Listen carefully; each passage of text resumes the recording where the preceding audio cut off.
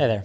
Happy Wednesday. Today we're gonna chat a little bit about if it's really worth it to rent high quality cinema lenses for your projects. Pretty much every spec project that you've seen of mine has been shot on the 24-70 Sony G Master lens, and I feel like with the proper lighting and composition, color grading, and set design, you can make them look pretty good and you get a good image out of it. But I feel like the one thing is when I finish these projects, even with the ones I'm super happy with, there's just like, when I look at the image, there's just like a little something that's missing, and I haven't been able to really place what it is. So this week I had some downtime and decided to head to our local rental house to test out a couple of different cinema lenses against the 24-70 G Master to see if maybe the lenses really were the difference. Because, you know, I've shot on cinema lenses a ton of times on jobs, but I've never really compared them apples to apples with the photo lens that I use for almost all of my projects. Now, before we get into this lens test, a little disclaimer, I am not a super big gearhead. I'm not super into specs and whatnot of lenses.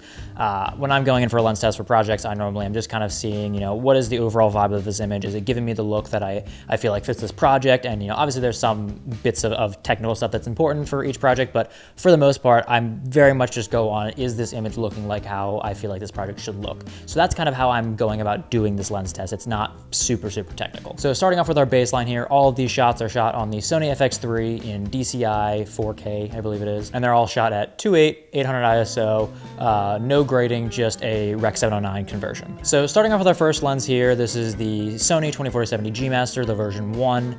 There isn't too much to say here. It looks nice, it looks average. I've just seen this lens so much, I feel like I don't really have that much to say about it, but, you know, has nice colors, has decent contrast, it's very sharp.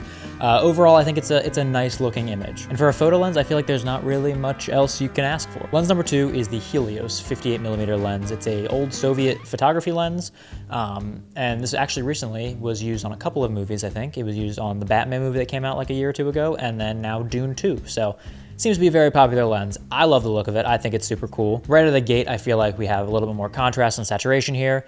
The colors just feel a little bit more deep, if that makes sense. It's definitely, as you can see, very soft. That jumps out at you right from the beginning. I don't necessarily mind that. I think that it definitely doesn't fit every project, but, you know, having a little bit softer, it's vintage, that kind of makes sense.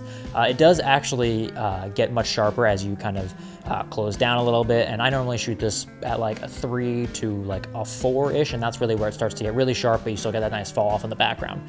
But for this, to make sure that everything was across the board even, this was shot at a 2.8, I believe. The one other thing that I noticed between the Sony lens and this lens is it does feel like this lens has a little bit more of a three-dimensional feel to it. I don't know what the term is for that, but like it just feels like I am seeing more like how my eye sees with things being three-dimensional rather than just kind of flat across, which is an issue that I feel like I've had with like the G Master lenses or just photography lenses in general, is like it feels much harder to create shape in them than with cinema lenses or like this Helios lens. It just feels like kind of out of the box, the Helios lens feels easier to make the world feel three-dimensional than photography lenses, if that makes sense. All right, so let's jump into our first like real cinema lens here, which is the RE Ultra Primes.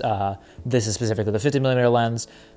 These lenses are actually made for Super 35 cameras, I believe, but I wanted to try them on the full frame sensor, the FX3, and the 50mm actually does cover the sensor. There's a little vignetting on the sides, but I really like these lenses on Super 35 cameras that I've shot on, so I wanted to see if I could make it work on a full frame, and it does work, so that's a nice little bit of information for you there if you didn't know that already. But out of the gate, wow, this looks so much different than the Helios and the 24-70. We have way more contrast, way more saturation. We have a lot more sharpness, which I don't mind. And I actually think that this feels as sharp as the 24-70 G Master, except for it feels like more natural sharpness, if that makes sense. Like, I know that there was nothing digital going on with the 24-70, but the 24-70 felt more digital sharpness, and this feels like more natural sharpness, but it does feel very sharp. So I think I'd probably honestly want to knock that down with some sort of diffusion filter or something, because this is very sharp, which could be nice for some things, but it's not something that I generally look for in a lens. The one weird thing I'm kind of noticing here is, even though all of the settings are the same, it feels like the highlight roll-off is like very different. Like if you look at that lamp, it was clipping in all these shots, but in this one specifically, like you can see like the harsh lines of it clipping, and like on the wall is much brighter. So it seems like all the highlights feel like they're sitting hotter or just like not blending in as well, which is weird. I don't know why that is. If you know, please let me know, because I'd love to know why. And then the one thing I'm really loving about this lens here is just how three-dimensional it feels. Like I was saying with the Helios, like it was feeling a little more three-dimensional than the 24-70. This is feeling like 4 times as three-dimensional as the Helios was. Like it just really feels like we are seeing into a three-dimensional world, which is always what we're trying to create with, you know, light and shadow and depth and whatnot. And it feels like, you know, we obviously had no light set up for this and we were just sitting in a room. And with this, I feel like I'm looking at him how my eyes were seeing him. So that's something that's super cool. And I don't know what causes that, but it's definitely looks very nice, and I'm very happy with how this looks. So, so far I would take this lens over the other two. Our final lens here is, I believe, the TLS rehoused Leica R 50mm, and this was my favorite lens by far. I think it was a really good mixture kind of what the characteristics of the Helios were and the kind of sharpness and quality of the Ultra Prime, and it was just, it's a beautiful lens. Off the bat here, the first thing I'm noticing is that it has this really, really nice sharpness, but it's only in the areas that you would want to be sharp, like the eyes. So with the Ultra Prime, it felt like it was kind of overall just like really sharp and almost aggressively sharp, but this, it feels, the Ultra Prime still felt natural, but this feels like really, really natural and more true to life than the Ultra Primes or the Helios did.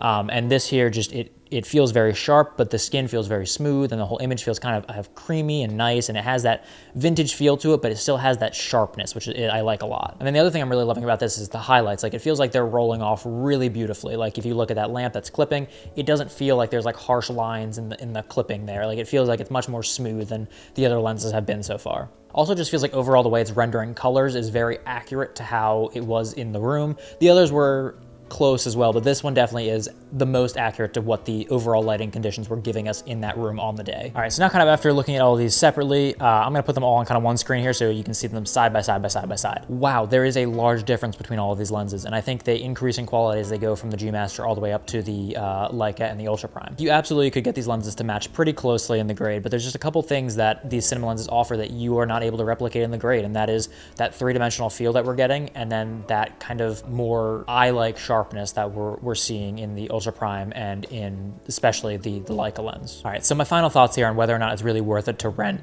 high-end cinema lenses for your project. I think that cinema lenses are extremely important and they add a lot to your project. People who say gear doesn't matter are lying to you. It's true, it does matter, but it also doesn't matter at the same time, so I will explain that in a second. But I think if you're trying to get every last bit of juice from the squeeze from your sensor, using one of these high-end cinema lenses is gonna get you that extra 5% of quality. So if you are already, you know, able to compose shots nicely, light them well, you have good production design, and you're just trying to get like, you feel like there's just something missing that's keeping you from the next level of quality. I think that using one of these lenses could really benefit you in getting that extra little bit of quality that you're looking for. But, and this is the big but and why I said it does and it doesn't matter, renting these lenses is super expensive. Like, I think with insurance for renting one of these lenses, it would be like $600 a day, which is just, in my opinion, not really worth it for most projects, because that $600 could go way further in lighting, production design, the things that make up 95% of your image. The 5% of quality that this lens adds isn't that large in the grand scheme of things. So if you have the ability to put that money into lenses or all the other stuff, put it into all the other stuff, because that's gonna make your project 10 times better. So final verdict, are they worth it? Yes in about 5% of the situations, no in about 95% of the situations. If you are out there waiting to shoot your spec project because, oh, I don't have the money to rent lenses, or oh, I don't have the money to rent the specific camera yet, stop it. Stop doing that. Go shoot your project, get it done.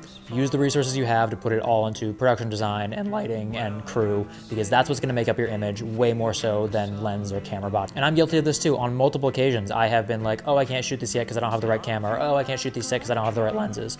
But at the end of the day, work that's shot on not as nice of a camera with not as nice of a lens that's done is gonna get you more jobs than work that has not been created because you're waiting around for the right piece of gear. Just go out and shoot it. You're gonna make something great, and you don't really need these lenses. But yeah, that's pretty much all I have for you today. So hopefully you found something useful in this very long ramble about lenses. But I found this useful because I enjoyed comparing these lenses. So I got something from it.